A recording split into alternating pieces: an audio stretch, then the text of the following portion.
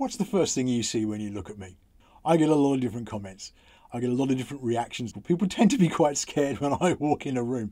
I'm the friendliest teddy bear of a guy you'll ever know. But I look quite threatening. I've got a big beard and I'm shaven. I've got earrings and tattoos and rah, rah, rah. And everyone's sort of, whoa. I look like a biker. I don't own a bike. I'm blind in one eye. I would die on a bike. When you look at me, you might see one thing. This heavy metal rock, bearded, bikerish guy. But the reality is very different. I'm actually quite a placid guy. I'm quite calm. I like to think I'm funny. My wife doesn't agree, but, you know, that's probably the years of marriage. I am different from probably what my physical perceptions would show. So many times in life we see things one way, only to discover they're very, very different.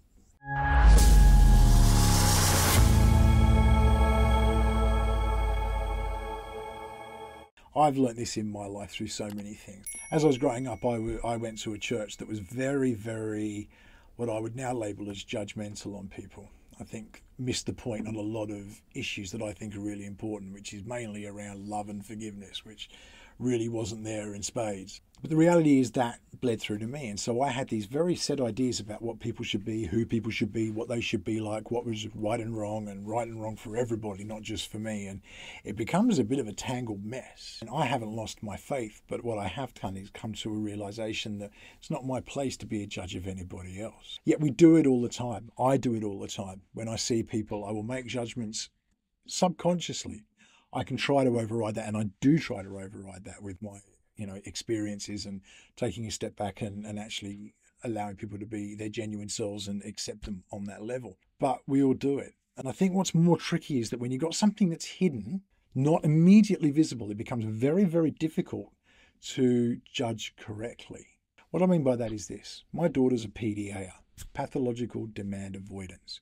I've spoken a lot about it on this channel. It's pretty much what inspired this channel, my daughter's differences, having been a PDA and how to live with that and how to help her and support her through the challenges that can present, but also to celebrate the amazing things that go with it.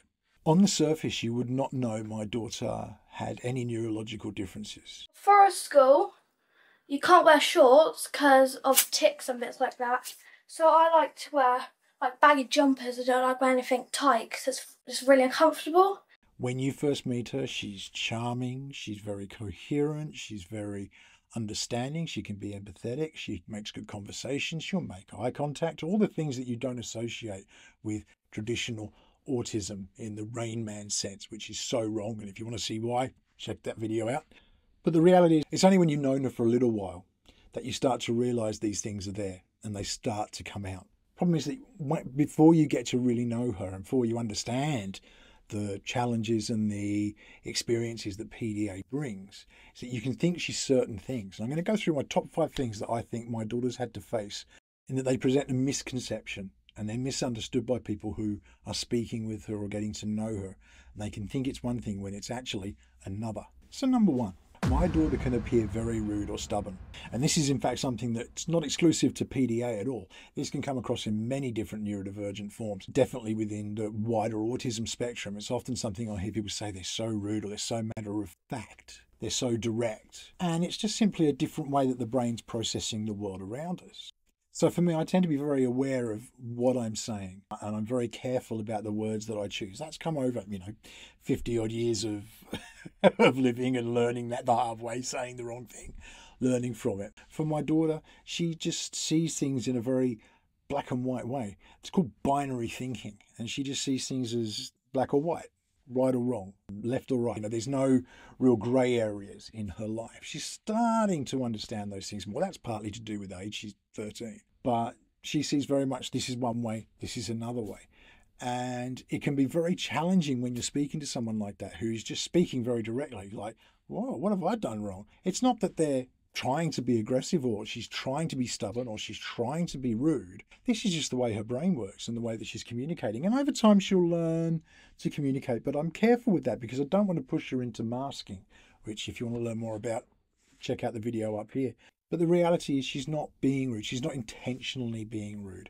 It comes across that way because we have expectations. Myself as a neurotypical, I have an expectation of how people should sound when they're talking to me, about the facial expressions they should use when they're talking to me, whether they're making eye contact, whether they're actually listening to me as well. And that whole thing can get really tied up. My daughter's not rude.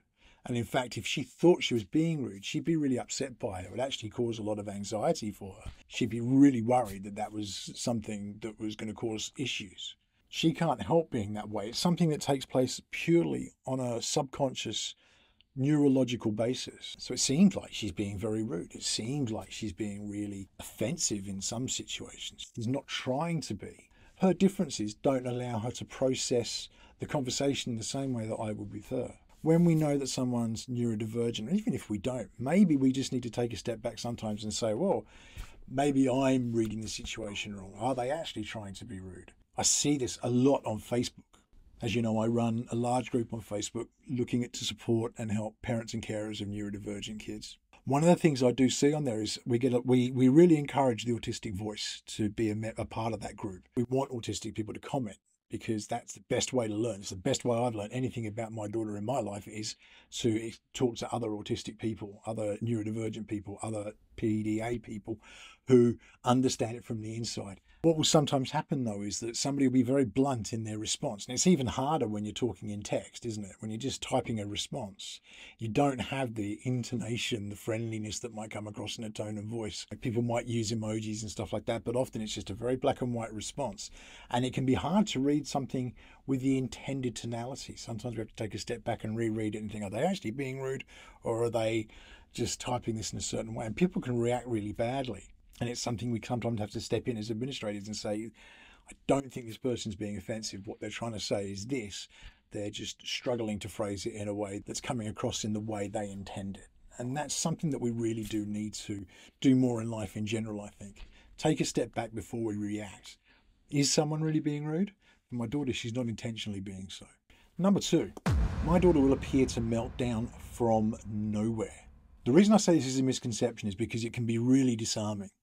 When you see someone who you think is going along fine, it's like you're sort of cruising in a car and suddenly you realise you're speeding.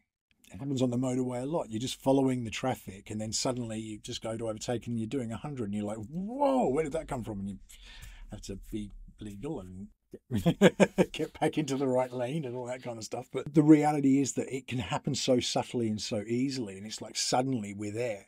For my daughter, she has very high anxiety. Now, I've spoken on this channel before. My very first video on this channel was about the intrinsic link between anxiety and autism.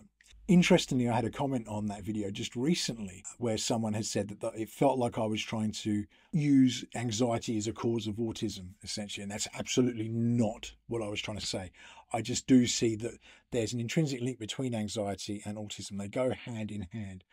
And that's really based on my experience with my daughter and from what I know from other autistic people who generally agree from what I haven't had any argument until that one comment, but I want to address that because I think it's really important to know. But the reality is my daughter does have incredibly high anxiety.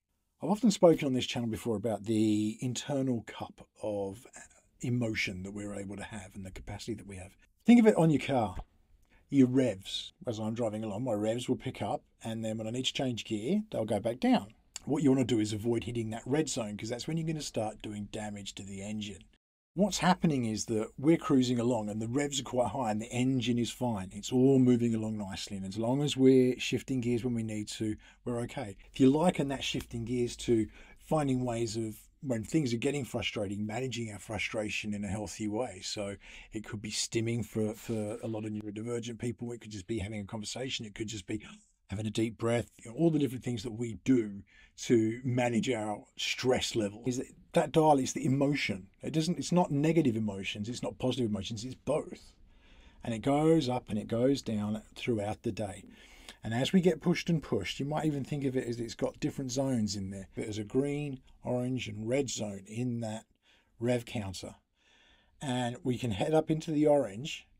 And as we're hitting the orange, we're still okay. But once we've hit that red, that's when the meltdown comes. For my daughter, there is no green zone in her dial. It sits always in the orange. So it's never dipping down into a place where it's shifting. So even when she's shifting gears, she's only managing to alleviate it that she's still at that high rev level and she's in danger of being in the red.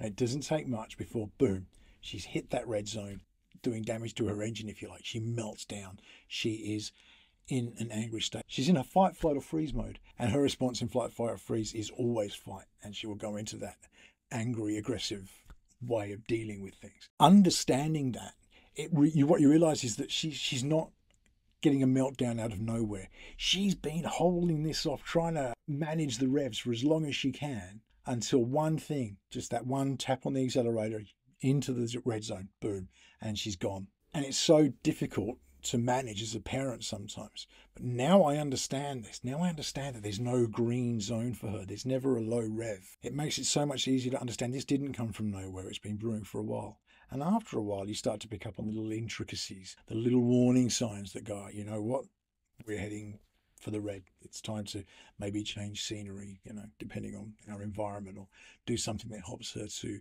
regulate herself and bring that needle back down a bit. Number 3, my daughter appears to be very disobedient. Now, this is something that I think a lot of PDA parents experience, and it's certainly something that can come from others around, especially when we start to adapt. And for myself, I understand my daughter's not disobedient now. What it all comes back to is what PDA essentially is. It comes back to that anxiety that we were talking about. To control her anxiety, to try and keep her needle in the orange there, what my daughter's constantly doing is trying to control the environment around her. And this isn't something that's taking place on a conscious level. It's purely subconscious. What she's trying to do is manage the world around her, because that helps to alleviate that anxiety and keep it manageable so she's not moving into meltdown. What that means is that if I tell her to do something, she's probably not going to do it. If I tell her she's not to do something, she'll try and find a way to do it. And that appears to be incredibly disobedient. If I had done that as a kid, I'd have been in a lot of trouble. And for a long time, my daughter was, because I didn't understand what was going on.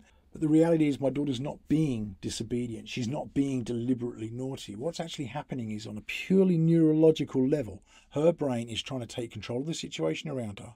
Which is why we bring into this whole low demand parenting that it's becoming a bit of a buzzword at the moment, and it's something I'll be doing a video on in weeks to come. The whole point is that by bringing in low demand, I'm helping her to manage that needle, to keep it in the orange rather than letting it creep into the red. When I don't present her with demands, what I'm actually avoiding doing is creating more anxiety and pushing that needle up into the red. When I'm using less demands, she's calmer. So if somebody else was to say to do something, come to her and say, you've got to do this now, she's going to have a response that's going to go immediately to that PDA response. No, I'm not going to do it, or yes, I am going to do it, whatever the opposite of what's being said is, because I need to control that environment. And like I say, it's purely subconscious, but to that person who's on the receiving end of it, it feels incredibly disobedient. Understanding that for PDAs, it's not that really, really does help. It's not something that my daughter is not willfully naughty most of the time. She's not willfully disobedient the majority of the time. What my daughter is trying to live her best life, and her brain is functioning in a certain way. That means that's the way that she deals with the world around her. Very difficult for other people to understand. But if we could just break these tropes, if we can get this information into people's headspace, into their world, they start to see things like PDA and take a step back and stop judging on surface levels, and actually bring it to, maybe this person isn't just being disobedient. Maybe there's something more going on here. We can make the world such a more functional, happy, and supportive place for neurodivergent people in all walks of life. Number 4, and this is a big one. My daughter at times can appear as though she is very unempathetic and that she doesn't care. Now, this is something I've heard from a lot of autistic people in all different profiles within the autism spectrum. People get the impression that there's just no care factor there. They're disinterested, unemotional, and they're completely unempathetic, and they don't really care about others' feelings or emotions. The reality I now know is that couldn't be further from the truth. What actually happens with a lot of autistic people, and I certainly see it with my daughter, is that her empathy is overwhelming. And so what it is that when she's talking with people, if someone's upset or hurt, she feels it at a level that is far more than I would feel it. And the only way she can control that is almost to kind of turn it off. It's not that she's unempathetic, it's that she can't cope with the levels of empathy that are being brought up there. And if we've already talked about that needle, she's already dealing with all these emotions that are keeping it in the orange as it is. If you start taking on other people's emotions, it's only going to push that into the red that much more quickly. It's going to fill your own emotional up much sooner. And so a way of dealing with that is just to turn it off, shut it down, because that's not something I can deal with right now. It doesn't mean they don't feel your pain and they don't sympathize and empathize. What it does mean is that they can't cope with it at that point, and so it gets shut off. I see this in my daughter now. She'll go through times where she's incredibly empathetic and really shows it, but it's only when it's manageable within her life. If she's particularly stressed, the focus immediately comes off anybody else and onto her own needs and her own regulation and trying to keep that needle in the orange for herself. If she starts taking on other people's emotions, it just clicks her into that red zone that much faster. Subconsciously, her brain is just going, I'm not going to do that. I don't want to be there. She knows what happens when she's been there before. She doesn't want to repeat those mistakes. She doesn't repeat those emotions and the difficulties and the challenges that all brings. So it's kind of shut off. She does it less as she's got older, but it's something that I've just seen so many times misjudged in people. This person just doesn't care. They don't seem to feel. When I talk to them, I don't get any sense of emotion. It's probably that they're over feeling the emotion. And the result is they just can't cope with it. There can be the other end of that, which is that maybe they just don't understand the facial expressions. And this was something that was very big with my daughter when she was younger. We had to really spend a lot of time teaching her what facial expressions meant because she couldn't comprehend it initially. She used to wonder why we were getting crosser and crosser. She didn't even recognize we were getting crosser and crosser, actually. What would happen is it would just be we were getting crosser and crosser because she wasn't listening, or so we thought.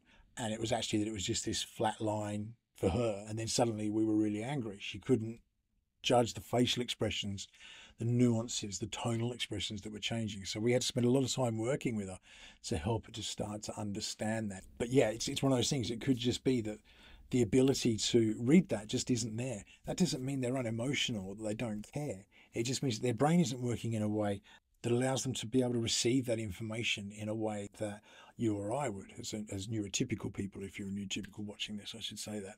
From that end, it's our empathy that's needed. So it's a reversal of fortune in a way. What you've actually got to do is bring on, okay, what would I be in this situation? Is that what's going place? If we can take on that empathetic position and just stop taking it so personally, which is what I really had to do with my daughter, which is difficult when it's a family member that's so close like that. Once I was able to do that, it just made supporting my daughter so much more easy, and being able to communicate with my daughter that much more easily and not taking things personally. It made our relationship stronger. 5, and this is my last one, and it's the one that I've harped on a lot about on this channel in the past, but I think it's just so important. When you meet someone who's autistic, who's a PDA, you probably won't notice it. There's a perception in the world that all autistic people should behave like Rain Man, and I spoke about it with Patrick Bevan on my last episode. It's one of those things that frustrates the hell out of me. That's how people still see that the sort of trope that's out there.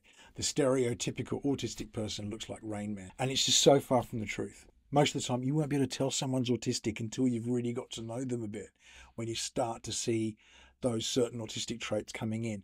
Because what they're doing initially when they've met you, what they're doing at work, what they're doing at school, what they're doing outside of their safe place is they're masking. Getting the word out there about masking and being able to understand that autistic people often mask very heavily. Understanding masking and bringing that into our everyday lives, understanding from a neurotypical perspective what is actually taking place, makes a huge difference.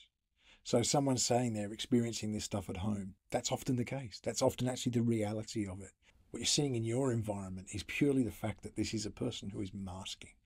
They're repressing their authentic selves. They're trying to hold back their anxiety. They're trying to hold back their stimming and all those kind of things that help them to self-regulate until they're in a safe place to do so, with safe people they feel safe with to do so.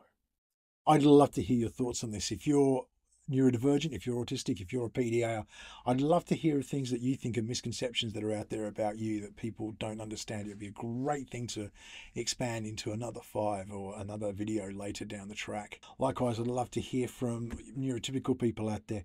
What's been your experience when you've actually started to realize that somebody might be neurodivergent? And how's that affected your perceptions? How's that affected the way you relate to people? And how's that affected you? Please do stick it in the comments. It would be fantastic to hear. I will see you again on the next episode. In the meantime, please do stay safe.